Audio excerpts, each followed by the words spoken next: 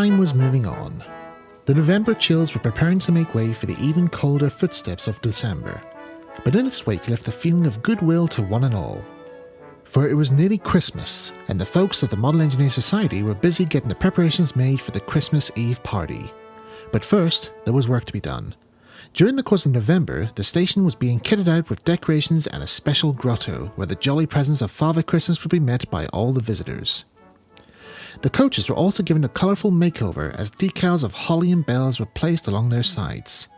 There was also a special coach that Corpse had been making using the remains of the two smashed coaches from a while back into a sleigh for Father Christmas to arrive in.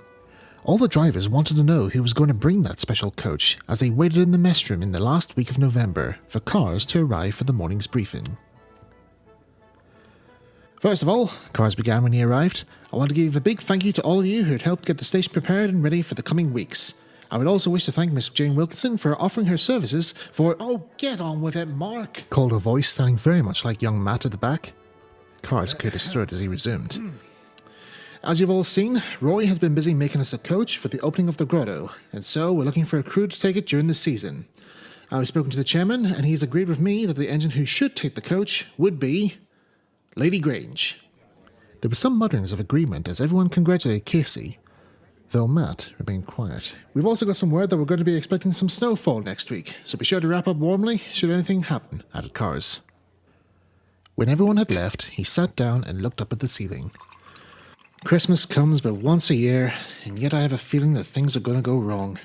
How so? Asked Jane, bringing him over some coffee.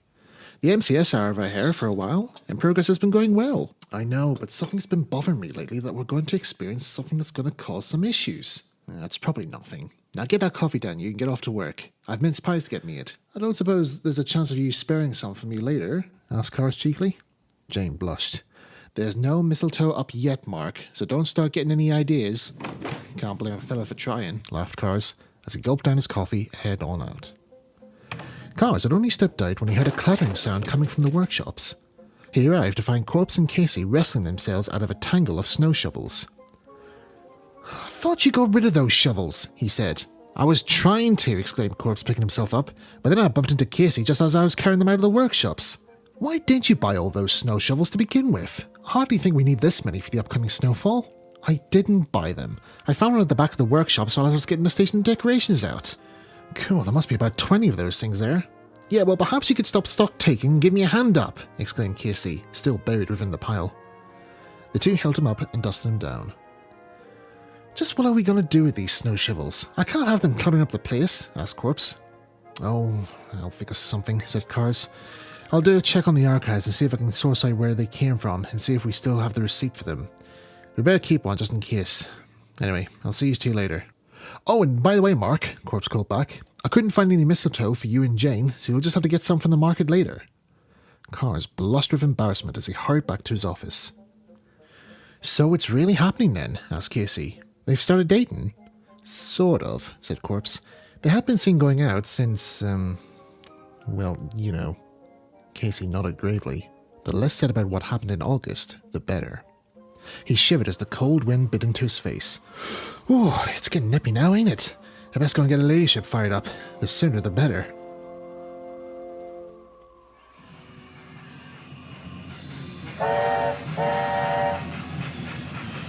Meanwhile, Whitehouse was having trouble with Puffer. The cold weather didn't do good to the engine's batteries, and he found it hard to get the coaches out of the sheds. Time and time again he tried to get the engine to move, but to no avail. By the time he did arrive at the station, Casey was already there waiting for him. "You took your time," he commented. "Don't you start," snapped Whitehouse crossly. "I've had enough trouble trying to get this lot out than I had to put up the likes of you." "You're a bit of a Scrooge today, and make no mistake," joked Casey. "You better hurry back and get the rest. Matt and Eddie will be here shortly, and they'll be looking for their own coaches." "I'm doing the best I can," complained Whitehouse. "Here's me suffering the bitter cold shunting while you're just sitting there all nice and cozy in your warm cab." "Yeah, well, it isn't that warm, in case you're wondering," called back Casey as Whitehouse hurried back to the carriage sheds. He shoveled on some more coal as the guard talked through the safety procedures to the passengers. Further up the road, the Motorcar Society were not having the best of luck with their own issues. With the late autumn weather, many of the staff driving in and out of the grounds left muddy trenches in the engine's driveway, and Bernard had Grinder and Gears out digging away the muddy compound. However, with the weather now turning towards the colder stage, shoveling was becoming more and more harder. God, it's like trying to shift concrete, groaned Gears. Try loosening it a bit more with that pick. Grinder swung his pickaxe and struck the ground. There was a crack. He smiled with achievement, thinking that he had struck through. However, when he released his grip on the handle, it came away in several shards. The head of the pick clanged on the floor, as the splintered remains of the handle fell about the ground. That's torn it, Grinder groaned. And this was the best pickaxe too. But I won't be too pleased with you when he finds out, mused Gears. With me? Says the one not getting much further with that excuse of a spade, retorted Grinder. They could have argued more, but the cold wind was starting to get to them. I think there's something in the sheds we can use to make a new handle, mumbled Gears as they made their way back into the grounds. They passed under the window of Bernard's overhead office, and they could see the warm glow of a fire inside. It's alright for him, sitting up there in the warmth while we're stuck out here in the cold. Just be glad it's not snowing, mused Gears. Something white started to fall from the skies and got Gears round ahead with a whoomph. Blimey, it's snowing already, he exclaimed, wiping the substance from his cap. Ow! It's very hot for snowflakes. This black stubby looking one has even burned a hole in my cap. Maybe that's the reason why, said Grinder, pointing up towards the office window. Bernard patted the last of the ashes from his ashtray before striking up another one of his foul-smelling cigars. Have you not got that driveway cleared? He called down. Almost, sir, called Grinder. Just getting something to keep out the cold. Cold? You don't know what the meaning of the word. Now get out there and get back to work. The window slammed shut as the brothers resumed their trek back towards the driveway. Something white started to fall onto Gears' face again. Oh, not more ash from his blasted cigars, he groaned. Not this time, said Grinder. It's the real thing. Sure enough, the skies were filled with small white particles. Nearby, the two could hear the sounds of the miniature railway still in operation. I bet it's going to give them some trouble in the upcoming weeks, commented Gears. Good.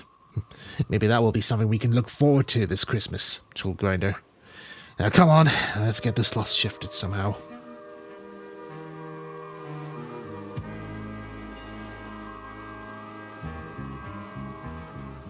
The snow started to settle, and soon a small layer had formed across the station platform. Oh, it looks like we might be in for a white Christmas after all, smiled Cars. Well, let's hope it stays fine like this, said Casey, refilling Lady Granger's coal box. If it gets any heavier, there could be a risk we might not be able to move anything in all this. Speaking of moving, I wonder where Whitehouse has got to. He should have shut up Betty's train into place an hour ago. I'd say he's still having trouble by the carriage shed, mused Casey knowingly. Tell you what, I'll nip round with her ladyship and see what's happening. Chances are he might need a tow out.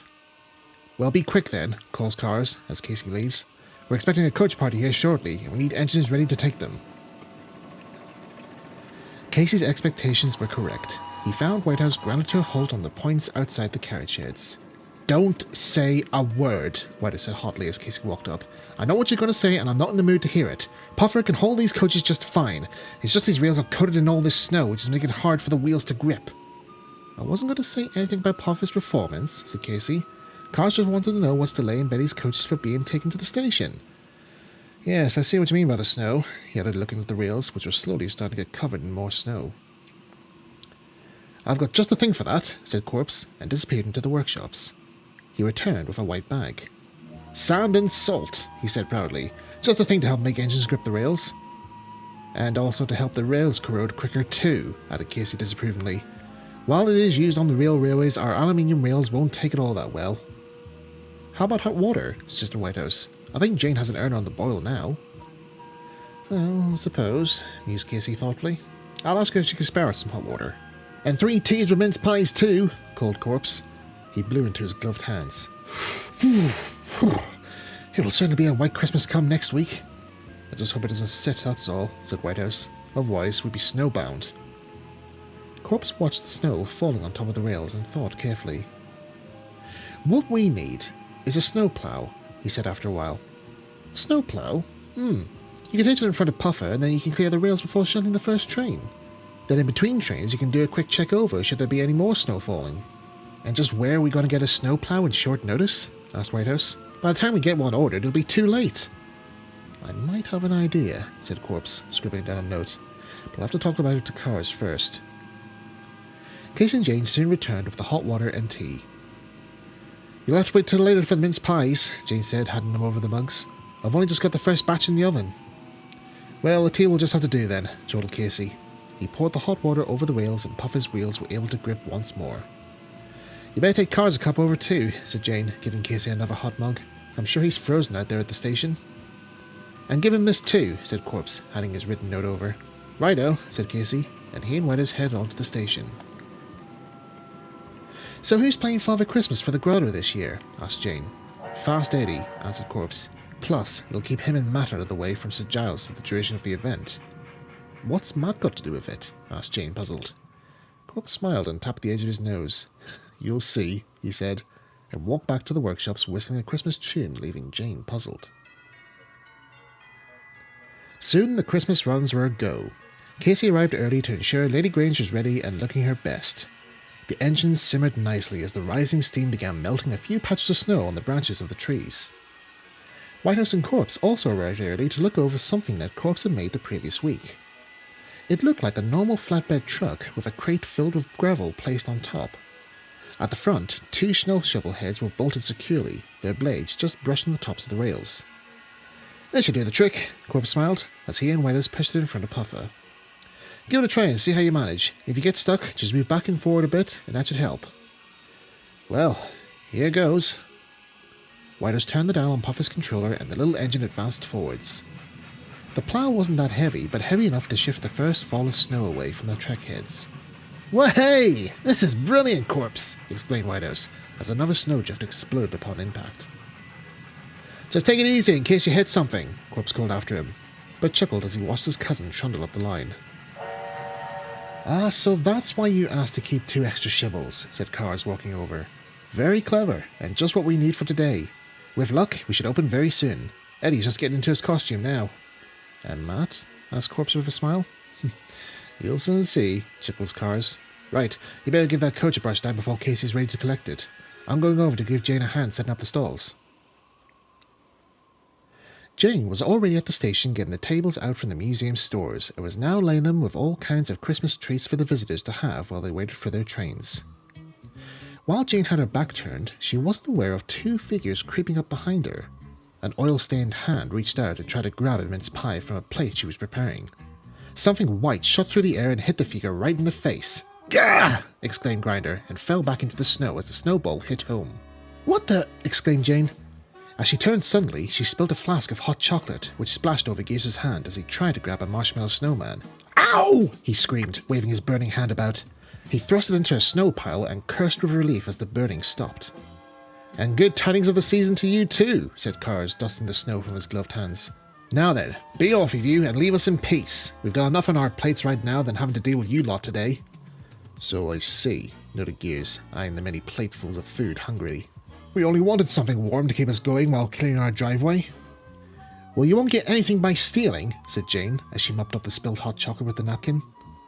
And besides, these are for the passengers from when they're waiting on their train. And now I've got to make a new batch of hot chocolate to replace this lot. I'll keep watch till you get back, Jane, said Cars, in case anything else were to happen, he added, glaring at the 2 brothers, which told them that they had seconds to leave before something worse was to happen if they stayed. Grudgingly, the brothers trudged their way back to the MCS to resume their gruesome task. Presently, the passengers started to arrive. They gathered in groups as they awaited the arrival of Father Christmas. Soon, Whitehouse arrived with a special coach, with Casey arriving shortly afterwards. Lady Grange's steam soared in the frozen station yards as she backed down onto the coach. Right then, said Casey loudly, so the passengers and especially the children could hear. I'm just doing a quick inspection run around the track. Anything I should keep a lookout for, Mr. Shunter? Well, I did see somebody on the track side looking for a lift, replied Whitehouse, giving Casey a wink. Perhaps you better go and give them a lift. I think I shall, said Casey, especially seeing as I've got this coach with me. I'll be back shortly.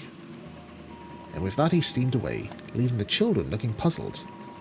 Where's he going? Asked one. Who's this person on the line side? You'll soon see, smiled Whitehouse, and after a short wait headed back to the carriages to collect Casey's coaches. Casey was in for a shock when he arrived outside the workshops. You couldn't have known it was Fast Eddie under the get-up, if it wasn't for his trademark sunglasses, that is. Ho, ho, ho, ho! I do believe our train has arrived, young elf, Eddie chortled. He looked around for the elf, but there was no sign of him. Matt, come on! Shake a leg, he said harshly. I look stupid, said Matt, within the workshops. How do you think I feel? Said Eddie. Now come on, we've got a job to do. Whitehouse arrived in time for he and Casey to see Matt emerge in his get-up. Now, for an elf costume, it looked really good. However, in Matt's case, it was beyond anything good. It was bright blue with yellow and white stripes running across his jacket and cone-shaped hat. You look, great, said Whitehouse, shaking. He's laughing at me, protested Matt angrily. Didn't I say that they'll all laugh at me? He's not laughing at you, Matt, said Casey, coughing. It's the cold weather that's making him shake. You're laughing too. I've got a bad throat. And I've been coughing all morning, explained Casey, going into another fit of the coughs once more. No, come on, and let's get you and Father Christmas over to the station pronto. There's a big crowd waiting for you there. Oh, joy, groaned Matt as he boarded the coach. This is going to be a right old Christmas and no mistake. As Lee Grange was driven off-site, Whitehouse drove Puffer back into the carriage sheds, and before coming up to Betty's coaches, he took his coat off and covered his head for a few moments, just so that nobody could see nor hear him laughing. Despite Matt's concerns about his costume, nobody really seemed to be all that bothered about it. But after a few hours and a couple of hot chocolates and a mince pie later, he seemed to have gotten over the worst. So far, the Christmas trains have been going really well, and everyone had a splendid time. The same went for the following week. There was little snowfall during then, so the rails weren't that difficult to clear with Corpse's new snowplow. But it grew much colder, and on the last day, icicles hung from the footbridge, and the grotto and even the platforms were coated in black ice. I'm just thankful the snow has stopped at least, said Jane as she set up the tables for the last time. Too cold for it, I'd say, said Corpse, scattering some sand along the platform. Make sure you keep that sand away from the rails. You remember what Chris said about it wrecking the tracks? He hasn't stopped mentioning it, sighed Corpse. So at least it's the last day for all this, and then we can enjoy our Christmas break. I know. To be honest with you, if I see another mince pie or a mug of hot chocolate, I think I'm going to go completely berserk. Well, it just shows you that they're going down a treat. Just wish the same could be said about these snow shovels in the workshops. Hasn't Mark sorted out returning them yet? Turns out the firm we got them from has long since closed down, and so it looks like I'm lumbered with them. But I can't keep them there all the time. I suppose I could always make the handles into spare flag handles, I suppose. But the shovel heads themselves... Well, I'm sure you'll think of something, smiles Jane, as she goes to gather up some more refreshments. Corpse ponders as he resumes scattering the last of the sand about the platform. His train of thought was disrupted by the sound of grunts and exclamations close by. Grinder and Gears were trying their best to stay upright as they made the way towards the station. Yes, inquired Corpse, raising an eyebrow. We're very busy today, so we're not in the mood for any trouble from you lot. Consider yourself lucky, said Gears. We were just wondering if you guys have any spare sand or grit that we could use to spread on our driveways. The ice is so bad there that none of us could even stand up, added Grinder. Bernard even slept and broke his leg, it was that bad. Serves him right, the old bugger, muttered Corpse. So who's running the shop then, until he returns? You two? Aye, and over the Christmas holiday too. Humbug, grumbled Gears. Was hoping for a couple of days off at least, but no. Corpse pauses as he thinks for a bit. He then looks at the now empty bag of sand. Well, I would give you some sand for your driveway, but I've only just used up the last for our platforms. Sorry. Don't be, said Grinder, turning to go. It was to be expected anyways. Come on, Gears. Corpse watched them leave, and for the first time felt rather guilty. Cars noticed the brothers leaving and walked over. What do they want? He asked gruffly. Up to no good again, I take it? Actually, no, said Corpse. They were just asking for some sand for their society's driveway. It was so bad that even Bernard slipped and broke his leg on the ice. Oh, scoffs Cars. Oh, I wish I'd been there to see that. But anyways, he added, coming back to the matter, they weren't looking for anything else. Just the sand and a couple of days off work. Bernard's got them working throughout Christmas. They did look pretty miserable. Thinks Cars. I'll have to look into that later on. In the meantime, I think it's best we continue focusing on this last day before the passengers arrive. Good thing the snow has stopped anyways. I say we've seen the last of it. But of course, like all things, trusting the weather was not likely. Up until the passengers arrived, the grey skies were very white and the odd grey cloud floated past. However, no sooner had Eddie in full Father Christmas gear stepped off the coach to greet the children, a brownish-grey wash covered the hull above. Everyone looked up and wondered what was going to happen. Then slowly, but descending down towards them, was a large single snowflake. It danced about the air before settling itself on the rails, and stayed. Shortly, there came another, and another. It was a sight to behold. The children all exclaimed with delight as the snow started to settle all around them, while the parents busied themselves with warming themselves up further with James's hot chocolate as they waited for their trains as coaches to arrive. "Certainly will be a white Christmas for sure," smiled Jane as she refilled a cup. "It takes me back to my childhood days when we used to make snowmen in the school playground, and then the teacher would tell us off for making a mess of the place." However, Carlos was not listening to James's nostalgic tale. He was more concerned about something else. It had been no more than 15 minutes since Casey had brought Eddie and Matt round, but there was no sign of Whitehouse and the coaches. Just where had he got to?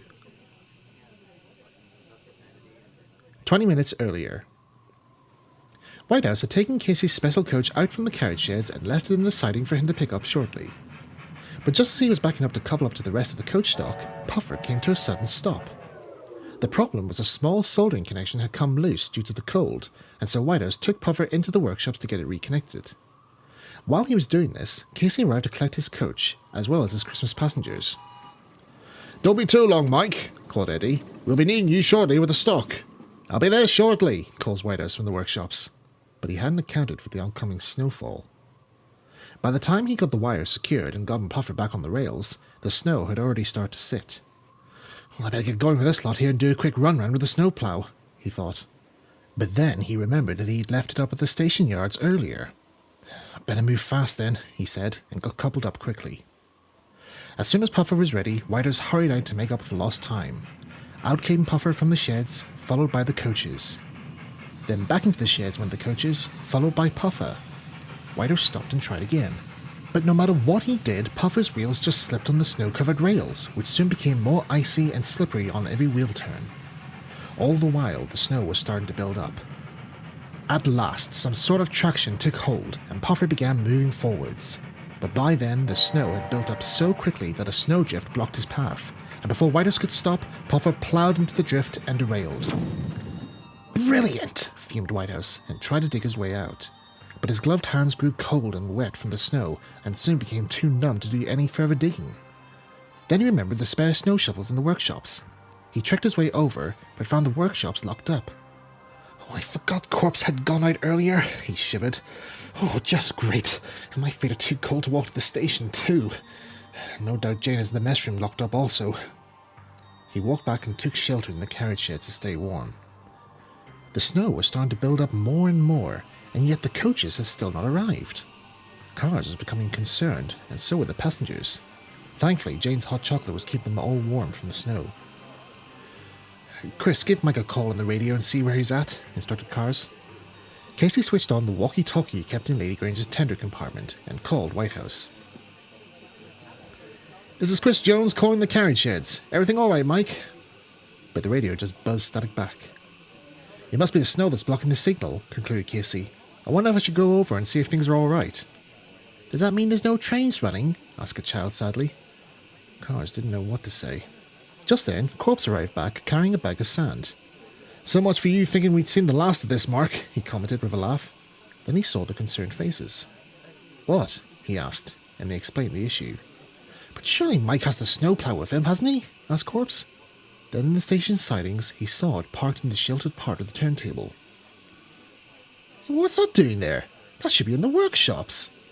"I suppose Mike must have left it there earlier when he went to pick up your coach case," said Jane. "And he'll be stuck even more if we don't do something about it," said Cars. "Give Corpse a hand, Case, and get that snowplow hitched to the front of Lady Grange." "Talk about forgetfulness," chuckles Casey, though Corpse didn't find the situation funny. "Never mind that, Chris. Mike could be in real trouble if we don't help. And don't forget your coaches are also stranded out there somewhere, and you know how proud you are of them." To this, Case became more serious about the situation. Soon, he and Corpse had the snowplow fitted to Lady Grange's front, and Casey was building up the fire with more coal. "Ladies and gentlemen, I am sorry, but the trains are currently not running due to an issue with the snow," announces Cars. "But please hang tight for we will have them running soon. Mr. Elf, can you man the station for the time being?" "I better also get those other snow shovels out from the workshops," said Corpse, climbing onto the coach. "I just had to look up the workshops before all this happened." "I better come along too," said Jane, filling a thermal mug with hot chocolate. "Mike's probably freezing cold out there." "Right, just go steady, Chris. We don't want you getting stuck too," said Cars, mounting the coach with Jane following. With everything ready, Casey drove Lady Grange forwards. The plough dug into the snow, and for a moment nothing happened. But after Casey applied more steam into the cylinders, Lady Grange forced the snowplough through the drifts. The passengers cheered them on as they rounded the curve and into the forest. Luckily for them, there was little snowfall here, but when they reached Bog Halt, a large snowdrift had formed. "You better take a good run at it, Case," advised Corpse, uncoupling the coach from Lady Grange. Casey put on more coal and backed Lady Grange a few feet from the drift. Meanwhile, Whitehouse was wondering if he was going to spend all Christmas in the carriage sheds. Puffer was now buried beneath the snow with only the top of its chimney stack sticking out. Then, through the wind, Whitehouse thought he could hear the sound of chuffing. He peered round in time to recoil back as what seemed like an explosion took place. Through the showering snow steamed Lady Grange and the rescue party. "Here he is," calls Casey, and he and Jane hurried over to check that everything was all right. "Glad to see that you're okay," said Cars. "You must be frozen stiff." Corpse hurried over to the workshops to unlock it. He returned with his arms filled with snow shovels. "Looks like we might have a use for these after all, Mark," he said, and loaded them into the coaches. "I suppose now's your chance to joke about Puffer in the cold weather, then," shivered Whitehouse as he sipped the hot chocolate that Jane had brought for him. "The only thing I'll joke about is that you've not turned into a snowman being stuck out here," chuckles Casey. "Come on, let's get you, Puffer, and the coaches back to the station." Puffer was soon dug out and re-wheeled before being hitched to the back of Lady Grange's train. With steam up and wheels finding a grip, the cavalcade steamed out from the yards and out onto the open line. The snow was much easier to clear, and soon they reached the station safely, where a warm welcome awaited them. "We didn't think you were going to make it back," said one passenger. "We'd almost think about heading off for home by now." "Well, don't you worry," smiles Cars. "We've plenty of coaches for everyone to ride on the railway." "Even if it is only 5 coaches," jokes Casey, but nobody paid any attention to this. At last, the final Christmas trains were underway. The snow had now stopped and the lines were cleared again with the snowplow. Cars and Corpse saw to it that the station platforms were cleared from the snow with the snow shovels and gridded with more sand and salt. Whitehouse stayed by the refreshment table till he was warm again and was able to help with the clearing away of the stock with Puffer. As the last happy passengers left the station, the group sighed with relief. It was now just the 5 of them left. Matt and Eddie had mysteriously disappeared during the final train and had left the grotto in quite a mess. The station too was also covered with litter and rubbish from the passengers' refreshments.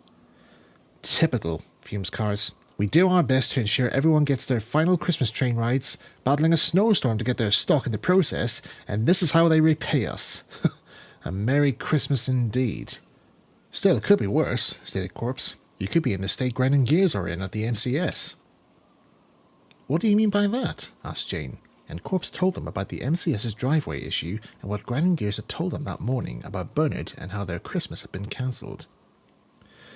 "And so I was thinking," finished Corpse, looking over at the shovels and sandbags, "if we'd give them a hand, you know."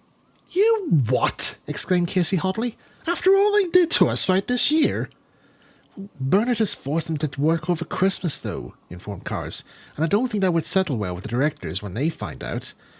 "All right, Rory. In the spirit of Christmas, we'll do just that. Everyone, grab a shovel and a sandbag." At the MCS, it was a complete and utter chaos. Because of the sudden snowfall, none of the staff could get a grip on the driveway leading out, and their cars and lorries were skidding about all over the place. Grinding gears were doing their very best to get them moving again, but no sooner had one vehicle got unstuck than it was sent skidding in another direction and getting stuck somewhere else.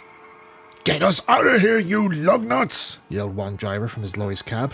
"Hurry up, it's last orders in 10 minutes, gasped another.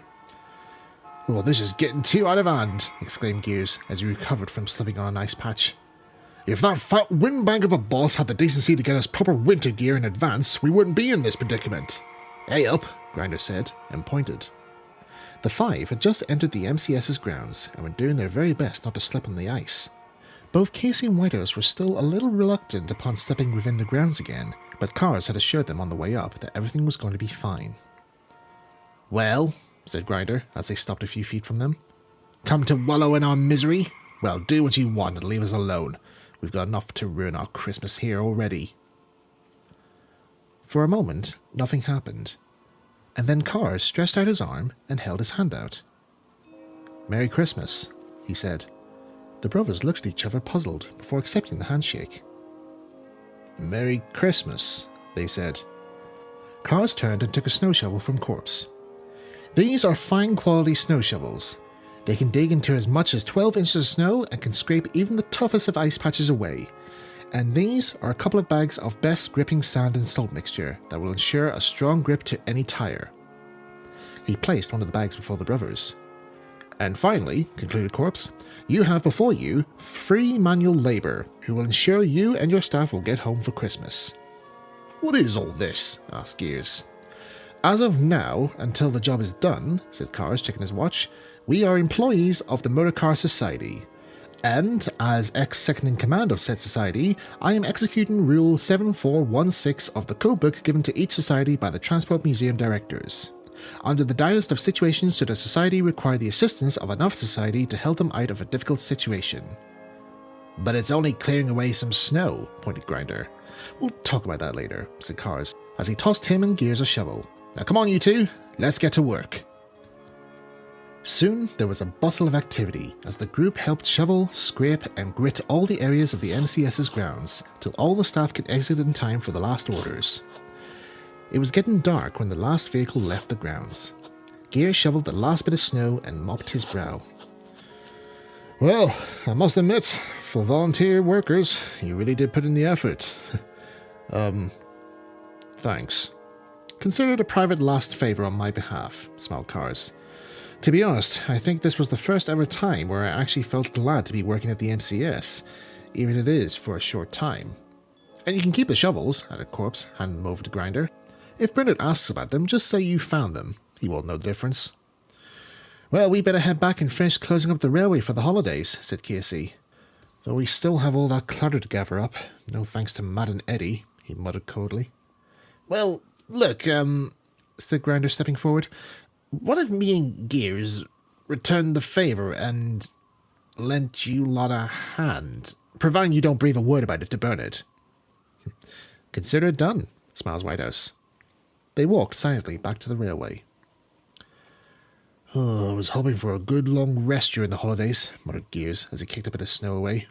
"Old Bernard must be real chuffed with himself for getting all of Christmas off, while we Bob Cratchits work our asses off." "Ah, yes," said Cars, stopping under a lamppost. "I had a chat with the directors earlier today about Bernard's scheme, and they've arranged that the MCS is to be closed for the Christmas fortnight for you two and its staff. Though Bernard might be receiving a lump of coal in his stocking come Christmas morning. That or a stern report about his employee management. Come the new year, I think he'll be treating you two with a lot more respect for the foreseeable future." "You think of all of them, don't you, Mark?" smiled Jane, as the brothers beamed, knowing that their Christmas was saved. "Well, we better get stuck into clearing up this mess then," said Corpse, as he opened up the station's gate. "Strange," he said, looking at the dark site. "I thought I left the lights on before we left." "Ho, ho, ho, ho!" boomed a voice, as the station lights suddenly came on. The group stared in amazement. There was Eddie and Matt with the other railway staff and the chairman all wearing festive Christmas hats. Even Boomer, the railway's Yorkshire Terrier, was wearing a Christmas bow on his collar. Across the platform sat a large table with a full Christmas dinner set before them. Even Lady Grange, Puffer and Betty stood by, cleaned, polished and decorated completely. "What is all this?" exclaimed Cars. The chairman raised a hand for silence. "As a reward for all the hard work that you have put forward this year, we would like you to join us, MCS members and all, to our Christmas celebrations here at the Model Engineer Society. A Merry Christmas to you all." "A Merry Christmas to us all," cheered everyone as the party began. And it truly was a Christmas party to remember. For the adventures that our friends had together can be fondly looked back on as they all come together during the festive season. And to you at home, we hope that you and your loved ones will enjoy your Christmases as our friends will enjoy theirs. A Merry Christmas to you all, and until next time, we hope to see you soon for more miniature railway adventures.